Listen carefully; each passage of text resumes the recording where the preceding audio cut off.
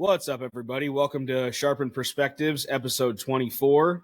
I am Jim Vandeveld of HMC Knives / HMC Manufacturing, and I am joined today by my co-hosts, Ken Spaulding of Zodiac Engineering and Alex Steingraber of SPK Unlimited.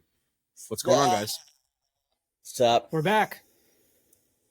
We are back after a 1 week hiatus. Last week was, we really tried, but Ken was again deathly ill. And Alex starts work early and leaves work early. Yeah. And I am just the floater that's in the in-between, always available, but never available. But we're here this week, 1 week hiatus. Everybody's back to good, feeling awesome. And I'd like to think that everybody's humming. It seems like leading up to this episode, Alex is super stoked on how well his work holdings working out. Ken's finishing datums. I conquered my coolant mishap yesterday, and life is good. I think we're having a good Wednesday. Oh, yeah. Yeah, it's been a good week for me. Sure. Yeah, so has it been? Yeah, you're humming. You're moving towards your deadline. Yeah. I'm starting to assemble datums. I mean, I got some together last week, but I ended up spending a little bit more time, which I think was worth it, to really dial some stuff in on blades, and added more roughing tools and some additional finishing passes in certain critical areas. And they're fucking really nice now. I mean, I blasted some. There's absolutely zero stick. I mean, that's just to kind of spring in there a little bit, but yeah, they're really, really nice. And I contacted a couple guys that have Rev NCs. I'm like, hey, if you're still having any stick or whatever, send it back. I got all this shit figured out. So that's all pretty good. So everybody's happy. Nice. I'm happy. Are they sending stuff back or what? Yeah. Just the guy that got the auction knife, he's got a little bit of stick on it. Seems to be the only issue. So he's going to send it back. I'm going to send him a label today and get that one back. And hopefully when I carbonize it, it doesn't make the lock bar too short. Seems to always kind of shorten it up a little bit.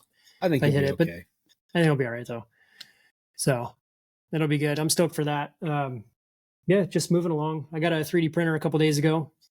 My buddy ended up getting a bamboo, so he's like, hey, I got this old one if you want it. I'm like, fuck yeah, I'll take it. It's an Ender 3 Pro. And so I've been printing all kinds of shit with it. So it's been fun. So yeah, good week. Weekend was cool. And, went to the beach and kind of reset, and after being sick and just cranking in here now. It's nice. Lock the bench. What do you have Very to do? Cool. Well, yeah, this has been, what the hell is going on? Anyways, this has been an interesting week for me. We've been relatively productive, but man, I'm paying the price for some maintenance issues. I did not realize just how many chips had gotten into my sump on the VF2. I mean, I was like literally at 50% coolant capacity when I took strained all the chips out and then fed all the coolant through my Freddy and put it into the garbage can and then cycled it back in. I was at 52%. I was like, holy fuck. Like, so you have 48% chips in there? And I realized, honestly, this is the first time I fully broke the sump down in the year that I've had it. And so, there's a lot of times where that like pantyhose style, like filter that's over the, over the coolant tank as the coolant's coming out. Cause I don't know about you, but like, I've never had a single chip come out of my chip auger on the VF2. Every single chip I make goes through the grate and gets strained in the back of the machine, which is really annoying because at least on the Super Mini Mill, some chips come out. A lot of them end up in the coolant tank. But yeah, so there's sometimes where I won't notice that like that filter's gotten full back there, or like if I'm cutting composites, that filter gets like jammed up and shit starts flowing over the sides, and then like fuck, got to stop it and go empty it out. But I don't really never quantify like how many chips were getting into my sump, and so yeah, 2 nights ago I just came out here actually to switch parts, and it was on cutting the last sequence, and I noticed that there was all my flood coolant was jammed up. What the fuck? So yeah, I ended up tearing that all apart, and I mean, I always forget it takes hours of hard labor to like really break a sump down and get it really fully cleaned.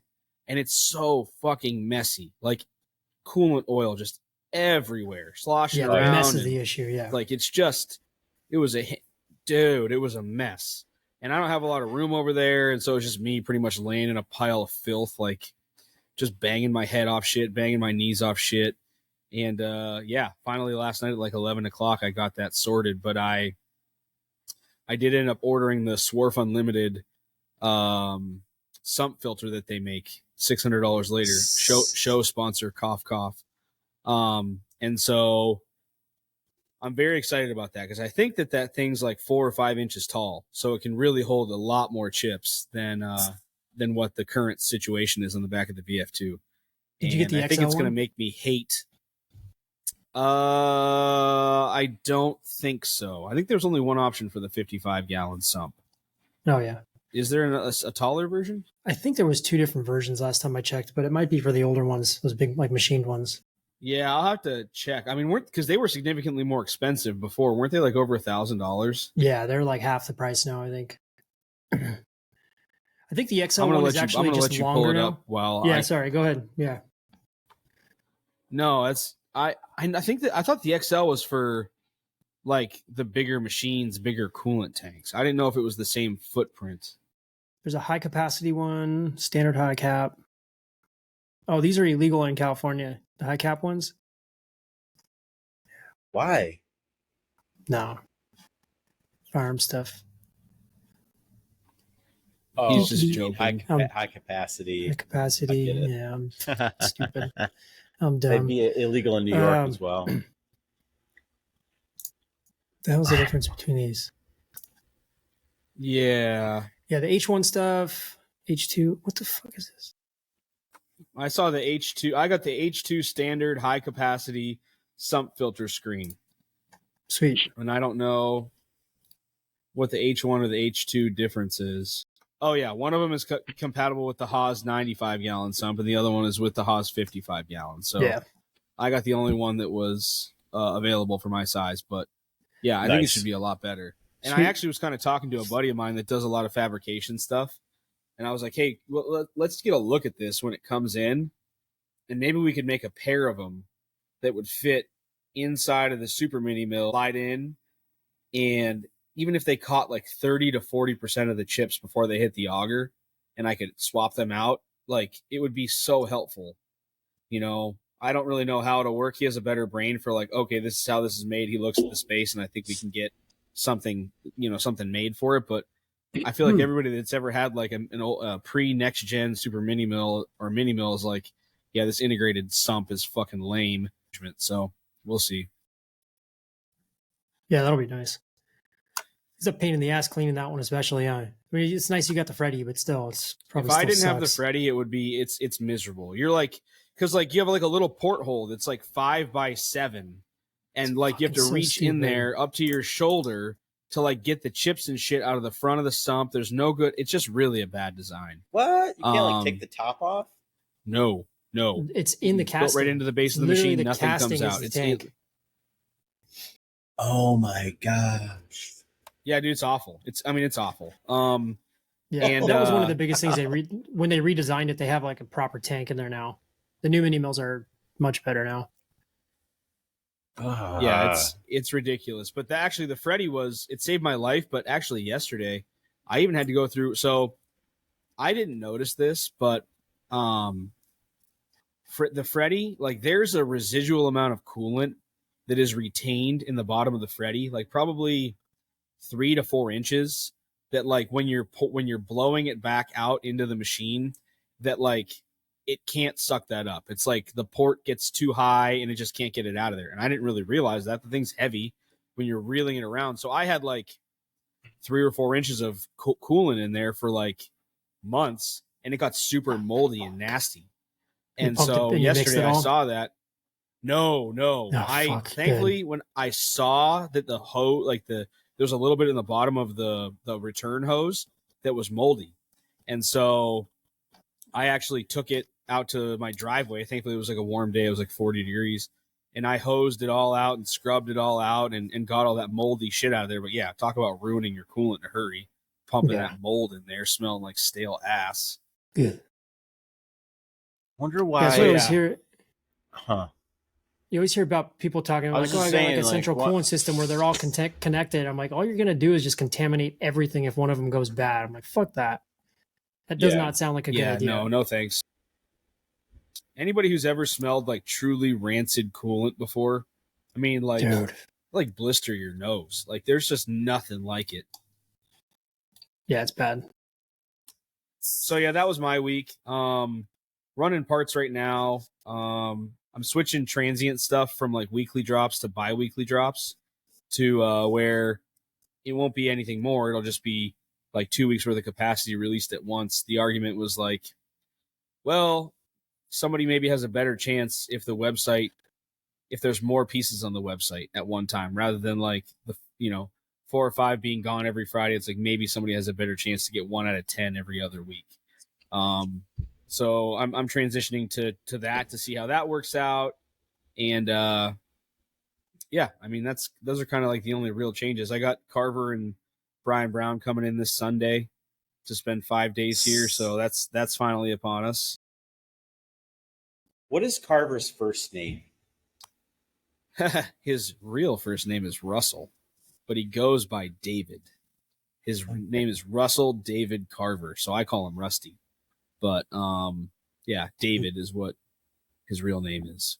Okay, His I wasn't even sure name. what his actual name was, and I was just like, everyone just calls him Carver, and I was like, well, what's his real name? Anyway, yeah, pretty much everybody calls him Carver. I don't know anybody that calls him like anything other than that.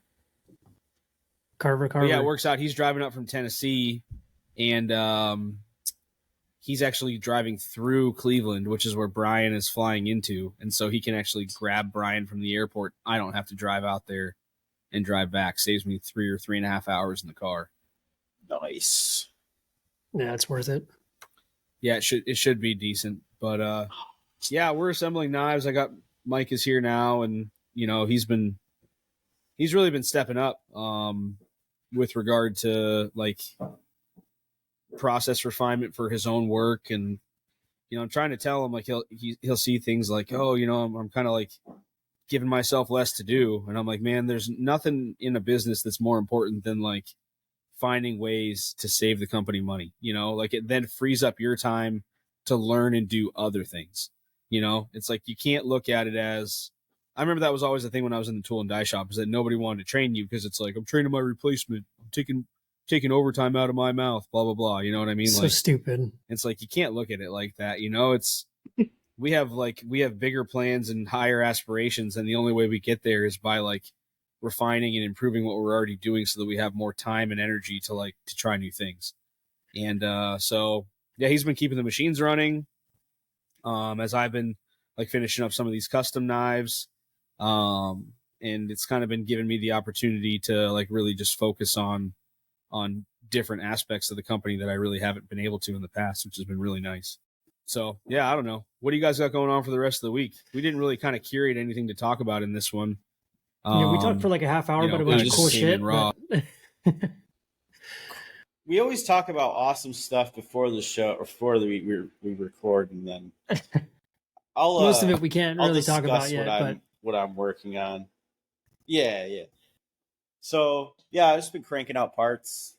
I got my cycle time down to 1 hour and 30 minutes on these Op2s. So I've just been like getting here at like 4 o'clock in the morning all week and just trying to bang out as many pieces as I can, because everyone's really chomping at the bit for these Gen 4s and they want to pre-order and all that stuff. So I like to get parts to a certain point in the process before I even pull the trigger on any of that stuff. But yeah, I mean, when you get within striking distance of finishing, it's a lot easier to like give a good lead time recommendation. And not that like you couldn't estimate it, but like you're talking like, say if your pre-order was 100 knives, and I mean, that's 150 hours minimum of machine time just to get the scales on Op2 finished. I mean, what's your Op1 cycle time? 25 minutes or something like that? Oh, Op1 is 2 hours. For how many though? 4. 1, 2, 3, 4 full knives, so 8 scales. Right, so it breaks down to like about 30 minutes a knife. Yeah. So you're talking, and your Op2, you got it down to 1 hour and 30 per set of scales, or is that for 4 also? That's for 4 also. Oh, damn, that's really fast actually for contouring. Yeah. Damn, you're making me look bad. I think I'm usually 1 hour, 45 minutes to 1 hour. Well, my For step over is one. 20 thou. That's what I'm at on mine. Oh yeah. See, yours are just as long, Ken. Yeah, mine are like 48 minutes and 53 minutes, right around there. Because the lock side's I'm a like little longer because it's got the 30 pocket to for the pocket 35 clip. minutes on op one. Yeah, My op I'm ones like are 30 longer to than my 35 op minutes twos. op one and 50. Same. Really? Op ones are like 45-ish minutes. Op twos are like 35-ish. Op twos are faster because it's external stuff. It's all the surfacing. That's faster than doing all the little details with the 16th end mill that I got to do. I've got a lot of small little details in there. Yeah. You know, stop pin shit and all that, and bearing pockets and all the pocketing inside. So yeah, it's like I think I was like 48 and 53. 53 for the lock side because it's got to do the pocket for the lock bar. And then external stuff I think was like right around like 35 or 40 minutes for external. So it ends up being like an hour and a half ish for a complete frame, inside outside. So like 3 hours for a pair, roughly. Damn, and then I'm I've definitely got like closer. I'm definitely. Oh, you're 3 hours for a pair. For a pair, inside and outside. Oh, because you're doing one at a time in Jaws. You're not even having dual stations. Oh, damn. So that's Correct. a long time. Yeah, it's a long time. It's too long. So I got to try and speed some stuff up. But right now, I'm mainly just concerned with getting good assemblies out. And then before I really refine stuff too much on cycle time, like even on the blades right now, I'm like just continually adding more tools to it, which wasn't necessary for whatever reason. When I ran the NCs, they ran so easy. Everything about those was super easy, even though the geometry is identical to there was no change in the blades on Rev A's. Aside from how I'm processing them, which is, not having them ground by you or anything. So, but for whatever reason, like they're just fucking eating tools, like way more than the original ones, which is weird because it's the same material. Yeah, that is very peculiar. Something's up. I don't know what it is, but I mean they're good. They're definitely harder to work on than the Rev NCs. So if anything, they're probably going to last longer on the edge. I don't know why, but yeah, hopefully, man. I mean that. What the hell? What was that? That's your grumpy butthole, dude. That was your shop, right, Alex? What was that? Was it? That was Sounded for like sure you, dude. Oh, you know what? It was Some a motorcycle truck outside? by. No, it was we're right by like the main highway here, and a truck must have went by and put on his Jake brakes. Whatever the heck it's called. Nice. Yeah, well, I mean that's Alex. That's honestly really fast. That's cool that you're able to get them done. But what I was getting at originally was if you took a pre-order at the front end, I mean you're at hundreds of hours of machine time just for the long cycle stuff, and like you could quote it, but to tell people like, well, I got to add another month just for all of like the surfacing on the frames and everything for this. Better to just get it done and be like, oh nope, these will be done in 3 weeks. Well, yeah, that's why. That's why I think what I did on the first pre-order I did was like I got most of the work done, and then when I had to do blades, I was like, all right, it's going to be 3 weeks because like blades are actually I can get those done fairly quickly, and as parts come off of the machine, I hand finish stuff and tumble and all that stuff. So, but yeah. And then assembly now, I have down pretty quick, and with these being like, as close to perfect as I can get, assembly is like super super simple. Yeah, that's always nice, and everything's dialed, and like a knife goes together in like 5 minutes, and it's like okay, that's cool. Yeah, that's how most of the datums right now, like exploring. Like they're getting to that too. But then it's I all feel the like you finished started work and those, everything. and they were done in like 2 or 3 days. They were fast. And then, once I had all the parts done. Sorry, there's a delay. What were you saying, Alex? I was going to say like there's a so the lock was the main thing. Is like what I was dealing with is like I had to like grind off a lot of material for the lock. So what I did this time is I machined a lot of that up front, and I double checked it to make sure that I wasn't going to like overshoot that amount of material, and I only needed a little bit of material to take off on the grinding jig for the lock face.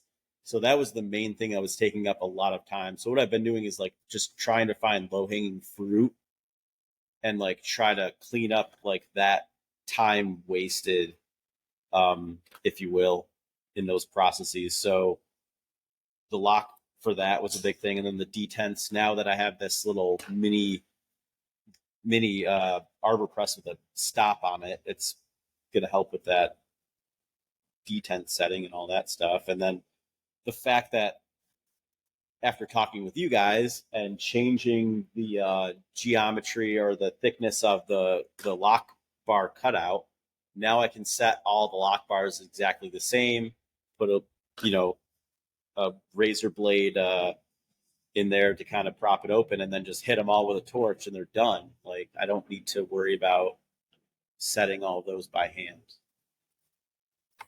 No, that's awesome, man. That's huge. Yeah. Do you find when you do it that way, you have to kind of remove some tension? Because like when I do it that way, that's the thinnest thing possible, but I still back it off like 50% of where it is after. Yeah, exactly. Yeah. But yeah, that's sweet, man. They look awesome. So much time. Thanks, dude. I appreciate it. But yeah, the I time definitely savings. Am gonna commandeer. Oh, for sure. You guys are definitely gonna be getting one. I just want to throw some scales on mine. Mine's beat. I don't have it in my pocket. Took it out when I went to the gym. Mine's all fucked. I stabbed mine into my surface plate yesterday, accidentally, trying to cut something open. No, I don't know what I was doing, but yeah, I stabbed the tip of that fucker right into the granite. Oops. Nothing happened. The granite? Though. Yeah.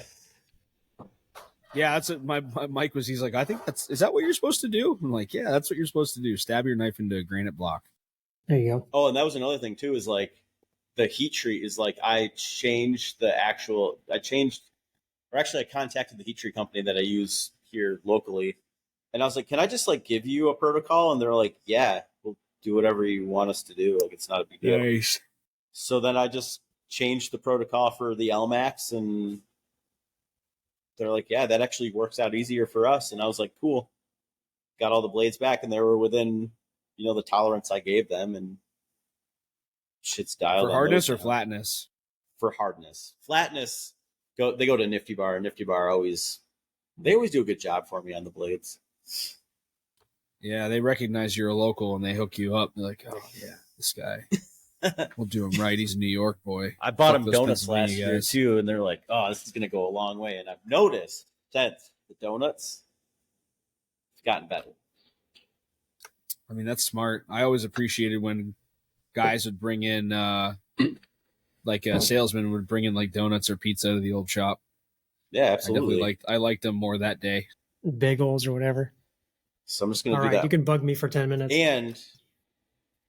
And the surface finish after they're hard is way better. Oh, yeah. And it just tumbles right out. Yeah, I've been doing a lot more tumbled, like finishing things before heat treat and just tumbling them finished. And like, honestly, even if I wanted a satin finish on some features, I believe I would still tumble them to get the base finish as tumbled and then satin. Way easier than like trying to satin like a heat treated finish. Absolutely. Yeah, it's so much better. I really need to invest in a good tumbler because I'm getting to the point where I'm tumbling enough stuff where these little like ammo tumblers that I have that are like $200-300, they do a good job, but it takes 3 hours. Hear me out, man. I know it's a large investment, but this tumbler right here is saving me so much time. How much was it? Like 6,000? 7 shipped. It's 100% definitely worth something. It. I'm really trying to think about what I want to do as I'm planning my shop expansion for the spring, and like where I can make equipment improvements, not just for me, but also for like Mike with the finishing stuff that he's doing, like multiple high-speed drill presses for dedicated, we still do detents manually. And so having like, and tune them manually, opening up holes and stuff, depending on whatever. And so not having to switch tools, having dedicated set up for like lap and have like a conveyor belt style of like, where everything's like kind of dedicated just to save some time and let you to kind of do more things at once. 100%. That or dedicated tumbling station with a better tumbler. Like, how am I going to use? I'm adding on, I think, like 900 square feet, like 30 by 30. Nice. And so I'm trying to just best figure out how I want to use that. So that's going to be connected too, right? I'm just looking at my shop, and you're like basically my shop you're adding on to your shop. Yeah, more or less. I have 1,200 square feet now, and I'm just straight up adding on a box next door with lower ceilings. I was originally going to try and do like a bonus truss to have a room upstairs, like 8-foot ceilings in the lower shop, and then have like a bonus room that runs the length of the building. But from a cost perspective and everything, it just seems to make sense.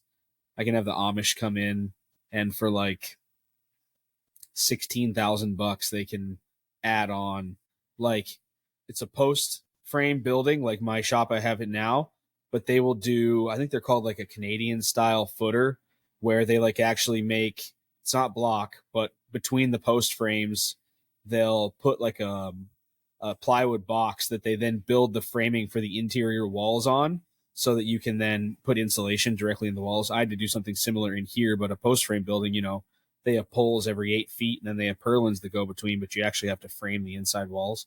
So yeah, for like 16,000, they'll do like, I'll get like 5 windows, a garage door, everything framed internally, and steel on the outside, and actually it's just a steel roof. So the only thing I'll need beyond that is like garage door, and then to insulate and do everything else that I do. But yeah, like this shop cost me during COVID, it was like 88,000, I think, to build it. And so fuck, man, like I was like kind of nervous about it, and then I started getting quotes, and I'm like, shit, it's way cheaper now than it was like 3.5 years ago. And then the Amish, you can actually get quality work. You can actually get materials now. Dude, honestly, the Amish are good. You can actually get materials. Like, okay, so I was like reviewing some of the stuff from when I built this shop. A 4x8 sheet of 3/4 inch OSB was $70. Yeah. 2x4s were $8.50 a piece. Mm-hmm. Like, and I was like, I ended up finding some like lesser expensive lumber, but like the steel, I mean, everything was just so outrageous. And like, I look back at that time, and I like took such a serious risk, you know, and I like, it paid off, obviously. And in the moment, I was just like, you know what, I'm just doing this. But I look back on it now, and I'm like, I took every cent that I had and then some during like the most uncertain time and the most expensive time ever. And I was just like, just pushed through it. And like, I like am happy that I did, but I realize now like just what a risk it was, you know, and like everything was so uncertain. Well, now every risk going forward is that much lower, you know, like, like you don't even need to think about anything. Like, yeah, it's a no-brainer to do that. If it seems like it's a risk, to just do it, you know. Like that's kind of where I'm at with it. Is like if I made that work, there's nothing I can't make work. You know what I mean? Like, yeah, that was 6 months of like every night after work being out here working on this place. Yeah, you know, I'm not a carpenter. I had a lot of friends, and they all did stuff for me, you know, for less expensive. But I was right there with every single person. I framed this with a buddy. I hung all the drywall with a buddy. I hung the ceiling with a buddy. I wired it with a buddy. Like everything I did, I insulated it all myself. You know, I did everything with someone. Like there was nothing aside from like pouring the concrete that like I didn't do inside this shop. And like, I think that it'll go a lot faster and smoother just because I have like the network of people now and like kind of the process in place. But yeah, I was flying by the seat of my pants, you know what I mean? I'll get a zoning permit, then get a building permit, and trying to like arrange all these people and like work around weather and everything. And now it's like, yeah, I don't think this is going to be that big of a deal. Now it's just a matter of have the money, spend the money. Yeah, exactly. I think that's that's a big thing for a lot of people is like they don't take the risk because it's like either the money isn't there or they're afraid to spend the money. But once you do, you realize that like it's definitely worth it. Like if you just trust yourself and like just do it, like it's definitely worth it. No, for sure. That is a big like thing with risk, right? Like it's like it really kind of like falls back. Everything is this way. Like I think about this in hunting a lot, right? Like I think back to like all these harebrained strategies that I was trying to implement, like when I was trying to kill my first buck with a bow. And like it all is theoretical until it works. And then when it works, you have that in your head, like, okay, I had a plan, I executed it, and it worked. And now you have a different level of confidence than you had when it was all just guesswork and you were hoping that it was going to come together. That applies here too, which is like, once you've done it and you have like the experience in your back pocket, you're like, I could do this again. You know, you're building on those experiences 100%. I agree with that. But Ken, what were you saying? Is that going to what? Oh, is it going to extend onto the neighboring property? It's going right up to what's technically my mom's line.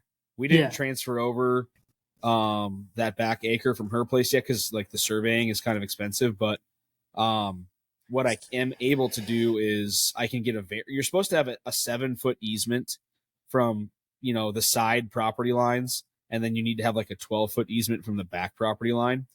But I can get a variance that allows me to build right up to my property line if she signs off on it, which is easy. You know, just go to the zoning office and get that paperwork. She signs it, and like she's good. Like, wait a minute. Whoa. What are you doing here now? What are you doing here, Jim? Seems a little shifty. Yeah, no. And then going forward, like, not that I would ever expect that house to leave family ownership even after she passes in 15 or 20 years, but like, because that variance was signed by the owner, you know, there's nothing that like the future owner could do about it. Yeah, you're a little close to my property. And I'm like, well, sorry. So yeah, I'm pretty much, that's going to take this shop 7 feet from my north property line and right up to the property line on my, my property is 80 feet wide. So I'll be 70. I'll be 70 feet wide, which is nice. So you got 12 in the back and I'm 10 excited, on the left. Man. We're like bursting at the seams in here. Yeah. I actually put 15 on the back. And I mean, because there's no survey pins, right? It's like, my neighbors, I'm 7 feet from my neighbor's fence, but is their fence really where their property line is? I don't fucking know. You know, like, did we build it exactly 7 feet or did we go 10 feet? You know, I don't know. Yeah. So, and that's all they do when you get approval for your zoning permit. What in the back? My mom's like behind her on the house? backside. Oh, all the time. Behind the shop. You guys use that all the time, that area for stuff? So the way the property sets up actually is the person like that owns the property behind me actually lives 90 degrees like on a side street from me. Like our yards like butt up to each other perpendicularly. So I can't actually use the back area right behind my shop because it's my neighbors, and I'm actually trying to work out purchasing like the 80 feet at the back end of their property so that my square goes further back.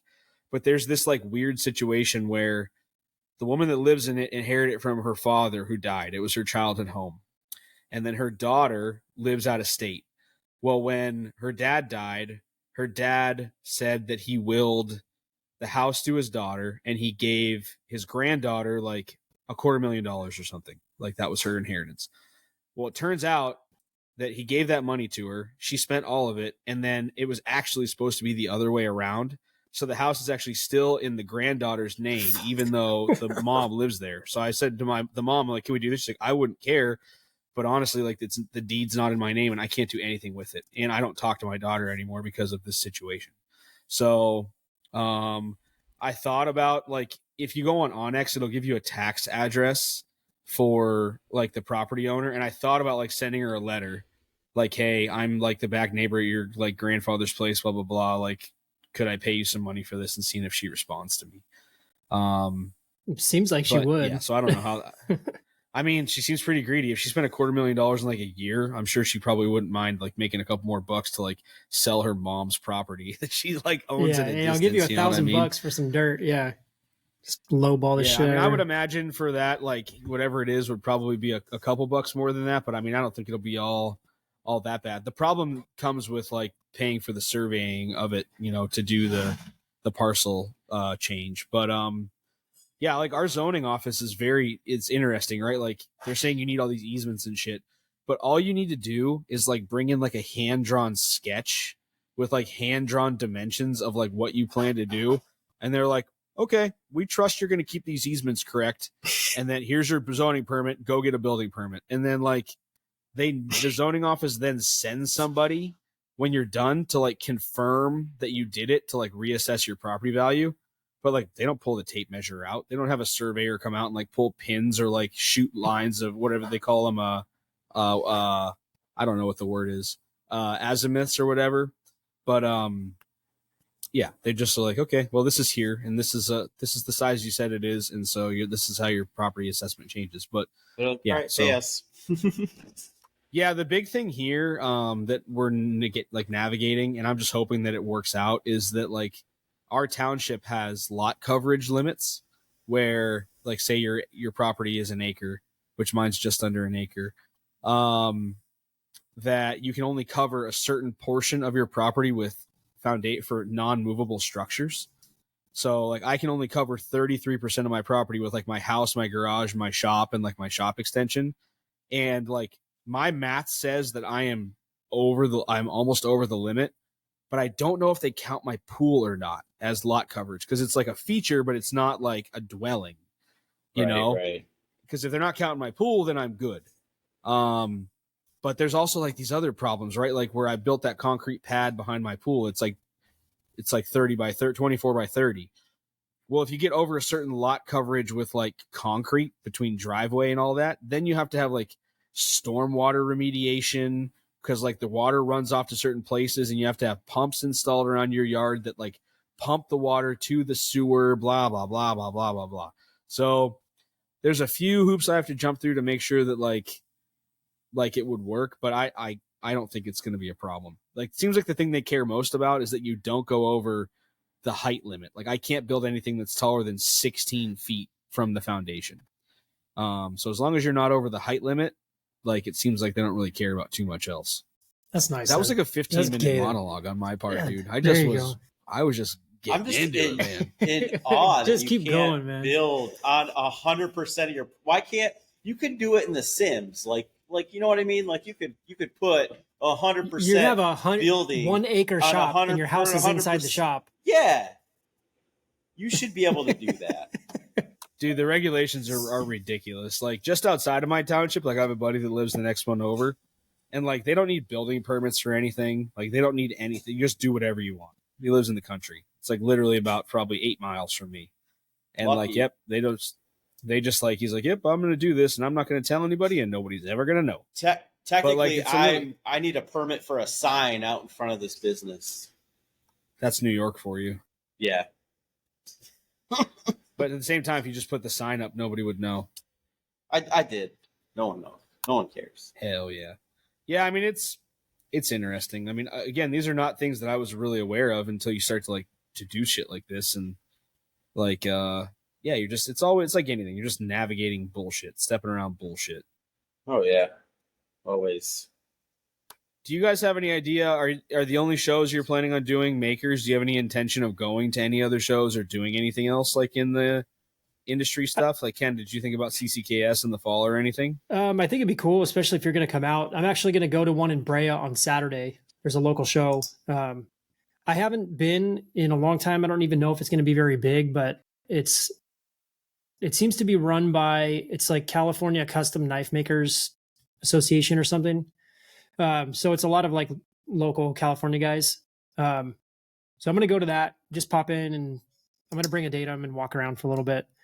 That's on Saturday. So other than that, I haven't really planned too much. I'd like to do makers for sure. I think there's plenty of time to get some stuff prepared for that and actually bring a bunch of stuff this time. Oh yeah. So that'll be cool.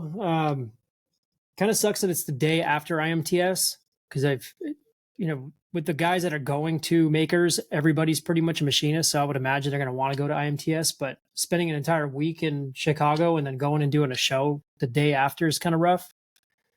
So we'll see how that ends up working out. But like we talked about, I mean, fly out to Chicago, maybe if I end up going to IMTS. I'd rather go to makers than IMTS, but worst case, fly out, go to IMTS, drive down to Indy, do the show, and then fly out of Indy. So we'll see what happens. I mean, truthfully, still a ways away. You say that because everybody's a machinist, but I also don't think that a lot of these guys are like, yeah, they own CNC machines, but like they're very, I feel like, unlikely to commit to going to IMTS. Like, I feel like it's not even on their radar of things to do. There's definitely you know, a when few I think of them about that the people that are that at the seem to go show. to shows, but not everybody. But there definitely seems to be a crew of those guys that do go to these types of shows. So, yeah, I mean, I'm sure that out of the entire maker allotment, but it might be 10%. You know what I mean? I don't feel like it's like there's going to be a whole lot of people that are going to be like, which one should I do? You know, but yeah, no, it's tough for sure. It's rough timing. Like I mentioned off air, you know, I'm probably going to be elk hunting in Montana the weekend after that, and I'm honestly probably going to pack my truck with all my stuff, go to the show, and then literally drive from Indianapolis rather than driving home. I'm just going to drive to Montana. You know, so I don't know. That'll be sweet though. Be a cool drive doing kind of the north. I don't US. think so. It's going to be 30 hours of just straight bullshit driving across like the Midwest, like flatlands. You know, it's not like it's scenic, and then you're taking the north end of the Rockies. Like, I just don't think you're going through like the Dakotas or like Minnesota or whatever. Like, from what I understand, it's a pretty Montana's drive. way the fuck out there. I forgot about that. Yeah, I mean, it's literally Montana, Idaho, and then I think Washington, right? Like, it's you're like pretty far west. It's like a straight up 30-hour drive from Erie. I'm just thinking compared to like driving down we're going, so it's gonna. Yeah, I'm just thinking comparing driving like versus the south end of like going through like Arizona and New Mexico and Texas and all that shit. That's boring flat. So it seems like at least like Montana and up there honestly, would be a little I just bit nicer. Don't really care for long drives. Yeah. Yeah, my buddy actually is going too. So he lives in Nashville, and his brother-in-law, his wife's family is who I'm hunting with. And so I think he is going to drive or fly to Omaha, and then I'm going to pick him up in Omaha, which is about halfway, and then we're going to do the second half of the drive together. Because I mean, honestly, I told him you could fly, but like if we kill an elk, like you're not putting that meat on a plane. You know what I mean? Like, I try 350 pounds of meat or 300 pounds of meat. Like, you need to be able to put it in coolers and drive it home. And so, yeah, it just makes sense logistically that one of us drives, and he doesn't have a truck. So it's like, well, I guess I'm driving. So yeah, if we had the lead up to Makers, was able to get some knives made, go to the show, and then just boot scoot and boogie out west, like that'd be pretty sweet. I actually just got together a trip. I'm actually looks like I'm going to Montana the third week of March now too. Nice. Snowboarding. Yeah, my cousin was over here. He's 22 just the other day, and he has a buddy. This is very knife and machining related, right? Yeah. But he has a buddy that it is what it is, man. People are listening to our shop talk. But his buddy works at Big Sky Resort, which is only like an hour away from Bozeman, which is where my buddy lives that when I was in his wedding. And he's going to crash in his buddy's like dorm at the resort or whatever he stays while he works there. And I hit up my other buddy and I was like, hey, if I fly out for a long weekend, like, can I crash with you guys? And like, can you just drive me the hour down to Big Sky so I can snowboard or whatever? He's like, oh, dude, my new wife's family, like they own a big ass house on the mountain. Like we can just crash there for the weekend and you could just stay, like you can literally snowboard to the hill, to the mountain and just go. I was like, dude, that's awesome. So I found cheap plane tickets and my cousin's trying to nail it down too, but like gonna go out west because we have no snow here right now, dude. Everything melted. We had snow for like 10 days. I bought season passes for my whole family to like be able to ride our asses off. And like I've been up 3 times, they went up once. And I'm like, well, if we're gonna snowboard this year, like I don't want to spend a ton of money, but like if I have an opportunity to like stay someplace for free, get a cheap flight, like yeah, I'm just going for it. So that'll be sweet. I haven't snowboarded in so long. We need to go. No. Yeah, this is like my travel year, dude. And then we're going to Florida the first week of April, our first big family vacation we've ever done. We're driving down to Florida, trying to decide if we're going to take 2 vehicles just because, fuck, I have 5 kids. Like, can't pack 7 people in a van and all the stuff you need for a week. You know what I mean? Like, and then I was like looking at it, and my buddy's like, you should just rent like a 12-passenger transit for the week and drive down, keep the miles off your vehicles and stuff. If you save the amount of money you'd save in gas, driving a second vehicle would probably pay for like rental for the week or whatever. So yeah, my truck gets like 10 miles in the gallon. So, you know, I'd definitely save some money. So I think we're just going to rent that and mob down family style to Florida. Oh, yeah. That'll be sweet. And I've never been down there. Yeah, we say that, but I think one of my kids is gonna like die Lord of the Flies style, like in the car on the way down. They're gonna stake him up in the back of the van. But anyways, yeah. So it's already been 45 minutes. I mean, do you guys have anything else going on this week, or are you just running status quo shit? Alex is on long cycle for his frames. Ken's finishing datums. I'm doing the same shit. Nothing new, nothing innovative. Yeah, not huge updates. I got a project that I'm working on for a local buddy, but other than that, nothing crazy. You guys got to do what I'm doing, and you got to switch your mute back to a space bar because it makes you listen to what everybody's saying, and then there's no overlapping in the talking because you got to like actively wait till it's your turn and then press the space bar. I think there's a delay because Ken's so far away.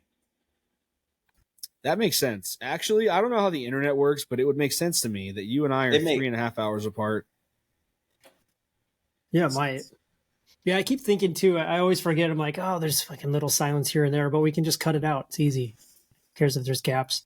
I just try and fill those gaps by continuously talking. At least you're doing that. I'm not super talkative today. I don't know why. I can tell. I think that we're like just a little rusty. We're all busy, and like sometimes it just be that way, you know? And like I think that that's a nice challenge for us.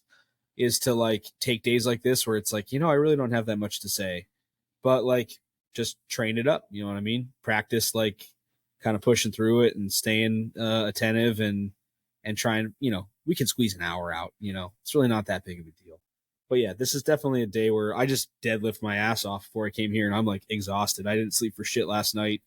Heavy deadlifts. And then like I was in here eating something and I'm just like, oh my gosh, I'm like a zombie right now. I feel like you guys are intentionally like. I thought Ken froze. No, I thought Ken froze. I was like, shit. He froze. I'm frozen. No, that's awesome. I'm the same. Like, I don't have much going on. I just got parts running, and then like we talk to each other offline, so it's just like update each other again of what we're doing, and then I'm constantly getting DMs of people of like, oh, when are you gonna do the drop and blah. I'm just like, just leave me alone. Yeah, it'll wear you down. Honestly, next week we'll have a fun episode next week because I'll have those guys here, and we can kind of talk with Brian about like his CNC experience as he's like getting his feet wet. Talk about his machine acquisition. We can maybe talk about like some of his apprehensions with getting the machine, like from a layman's perspective with no CNC experience, like what was a little bit nerve-wracking for you, like what stuff ended up not being a big deal. How was your purchasing experience? Like, I think that those are things as guys are getting into machining, like they all have like relatively similar like questions and probably conflictions. And so to be able to kind of chat with somebody who just went through it, I think would be a pretty fun way to approach that episode. So I'm going to actually order a second mic here, so that we can make sure and have those guys be able to chit chat when they're here. But yeah, I'm very much excited to being able to dive into that a little bit. And, Brian's such a good people that are really into what he's doing that I think he'd be a fun guy to chat with. That'll be cool. It's always nice having some crossover stuff too. I feel like this kind of blew up a little bit when Alex jumped on, but yeah, I mean, I think we're at the place now where we're like a quarter century worth of episodes in where it makes sense that like I was talking with Yoni the other day after he did his first podcast and he was like, dude, I'll hop on anytime with you guys. Would love to chat. Like, I think we're at the place now where we have like pretty much covered our bases. We don't necessarily have a lot of like fresh things to chat about because we're all kind of like, in the trenches with what we're doing. And so I think to like reinfuse a little bit of a new perspective, an even sharper perspective, we could bring some other guys in that are like honing rods to kind of bring our podcast edge to a razor fine edge. Agreed. Oh, that'd be cool. That corniness. My wife is going to tell me after this. She's like, listen to that. You're a fucking gay moron. I'm like, yeah, I'm pretty stupid. She would actually never say that. It's funny, like, as we're like white privilege, like uncouth, kind of dummies that like, say stuff that was probably funny 20 years ago, but isn't funny. My wife is like very Johnny on the spot with like, not saying gay or retard or, whatever like the buzzwords are these days. She is like very sensitive to like to that kind of stuff, which I honestly appreciate because I am not. And sometimes she'll like check me like, you probably shouldn't do that. You know, like she's not like a woke liberal or anything, but like she definitely like tempers my like very conservative, like white man, like itis, you know? And so I appreciate her for that because she keeps me in check. Yeah, that's what they're for. All right, guys. Well, you know what? Cool. One thing that I want to touch base on before we go is like the Patreon only lotto stuff. You know what I mean? Like I know that that's kind of been slow brewing, but I do have something set aside. There. I know Alex said he had something in a drawer too. I want to kind of give that a whirl. So I think that's something we need to talk about and try and plan to make happen in February. You know, I think this is a good month for it as Alex is wrapping up Gen 4 stuff and blah, blah, blah, blah, blah. Let's just think that would be a nice way. Let's do it sometime in February. All right, February 1st. Perfect. Let's do it February 1st. Do you want to do one that's all? Like, I've had it sitting in my drawer for a month. So how do you want to do it? Do you want to have 3 separate lotteries, or do you want to do one big one? Right now. I don't know. Just real quick, we'll jump off in a second, but somebody has to have like $3,500 laying around or whatever to like, you know, to buy all 3 is kind of a big ask. But the chances are very good though. I mean, there's only 12. Yeah. There's only like a dozen people in here. So, and I doubt all of them are going to be down to drop that. So if somebody got in and they're like, hey, I'm down for that shit, you know, might be worth it. Hopefully people don't jump in and then just do it and then get right back out kind of thing and just like use it, but whatever. I'm sure that's going to happen. I think that if somebody's jumping in to have the chance to, spend $3,500, they're not going to like cut out the $5 a month Patreon. You know what I mean? Like they might. They might. Who knows? Somebody did a lottery one time for me, and they're like, "Can you not charge me for shipping?" And I'm just like, "What?" Yeah, okay. Damn, dude, that's cold right there. I mean, I've never had anybody say, "Hey, can you throw shipping in?" Sometimes, in certain circumstances, I will split. Like if there's a situation that merits overnight shipping, and the overnight shipping probably could have been avoided if I was a little bit speedier, I will usually split overnight with somebody. If it's a total lapse in judgment on my end, and I will pay for all of the overnight shipping. But yeah, I've never really had anybody ask me like, hey, can you include shipping in this price? We do that now on the knives on the website. It just made sense. It was easier just to, because I know I personally can't stand like when I buy something and it's in my cart and then I get to check out and it's like, oh, then they add in tax and then they add in shipping and all of a sudden it's like $50 more. And like, I was like, nope, I would rather just find a way to build all that into this price. Yeah, it's a little bit less than I would make if I was just selling it privately. But like at the end of the day, I think it makes the overall buying experience like that much more enjoyable for the end user. Correct. Yeah, it's nice. Oh, all right, well, guys, I appreciate it. Cool. I appreciate the opportunity to chat with you. I've been pretty MIA even in our chat, you know, the last like week or 10 days. It just feels like it's been a grind. We've just been hustling and bustling. And so it's always nice to catch up with you guys. It's always nice after a week off to know that we're going to get some content out to the listeners. We appreciate you guys continuing to share the podcast every week and, you know, staying engaged with us. Like, as always, we wouldn't be here without you. I made a comment the other day on an Instagram story that, like, I just keep thinking about it, which was like, we're not the kings of our own kingdoms. We're all just here rolling the ball uphill together, you know? Like, it's always arduous. There are days where it seems to flatten out. There are days where it seems to get steeper.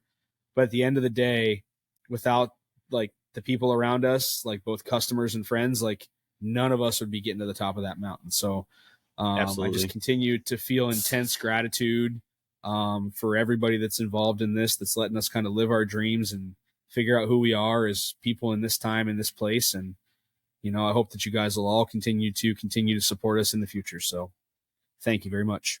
Yes, thank you. Yeah, appreciate it. All right, guys. Well, cool. It's always good catching up. Enjoy your week, and I'll plan on catching up with you next week. Sounds good. Later. Sounds good. Peace out. Later.